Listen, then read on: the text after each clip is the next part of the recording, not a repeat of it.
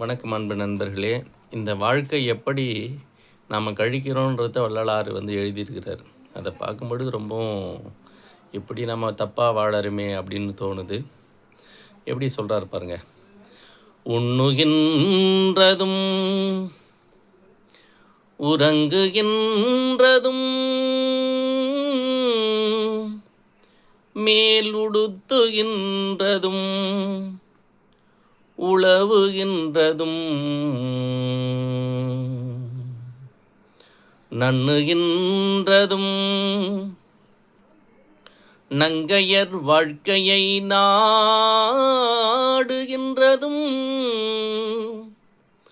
உண்ணுகின்றதும் உறங்குகின்றதும் உடுத்துகின்றதும் உழவுகின்றதும்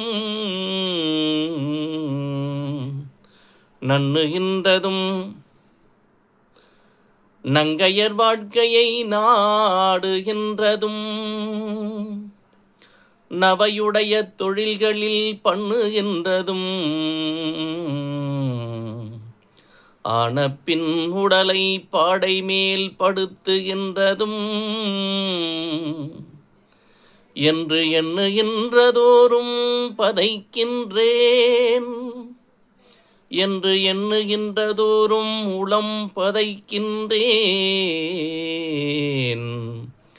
என் செய்கேனிதை நரகிடையிடும் பொழுதே. சாப்பிட்றோம், தூங்குகிறோம், மேலே உடுத்திக்கிறோம், இப்படியே உலாவுறோம்.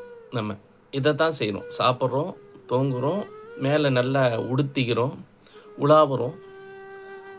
இப்படியே எண்ணி எண்ணி வாழ்ந்து ஒரு பெண்ணை கல்யாணம் பண்ணிக்கிறோம். நம்மையுடைய நங்கையர் வாழ்க்கையை நாடுவதும் அதுவே வாழ்க்கையாக இருக்குது. இன்றைக்கி மனுஷன் பொண்ணு, போதை, பெண்ணு, மண் இந்த இதிலேயே போயிடுது. நாடுவதும் நவை உடைய தொழில்களில் பண்ணுகின்றது. இந்தவே தொழிலாக நினச்சி மனுஷன் ஏன் பிறந்தோம், எதுக்கு பிறந்தோன்னே தெரியாமல் வீண் காலம் கழிச்சிடான்.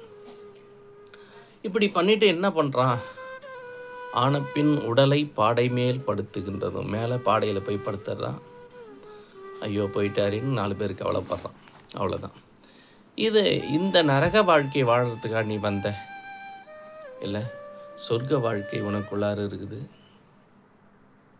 நீ யார், எதுக்காக பிறந்த, இந்த உடம்பு உனக்கு கொடுக்கப்பட்டுச்சு, அதை என்னைக்காவது செஞ்சிச்சியா?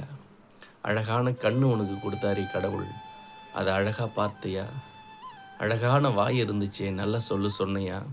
அழகான கைகள் இருந்துச்சு, எதாகிலும் கொடுத்தியா? தர்மம் செஞ்சியா? இதெல்லாம் செய்யாமல் நீ பாடையில் போய் படுத்துட்டியா? இது நியாயமான்னு கேட்குறார். உண்ணுவதும் உறங்குகின்றதும் மேலுடுத்துகின்றதும் நண்ணுகின்றதும் நங்கையர் வாழ்க்கையை நாடுகின்றதும் ஆனப்பின் உடலை பாடை மேல் படுத்துகின்றதும் என்று எண்ணுகின்றதோறும் இழைக்கின்றதே.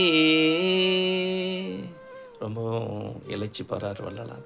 அதனால் அப்படி செய்யாமல் இந்த பிறவி எதுக்கு எடுத்தோம் என்பதை தெரிஞ்சு அதற்காக நாம் பாடுபட வேண்டும். திருச்சிற்றம்பலம்.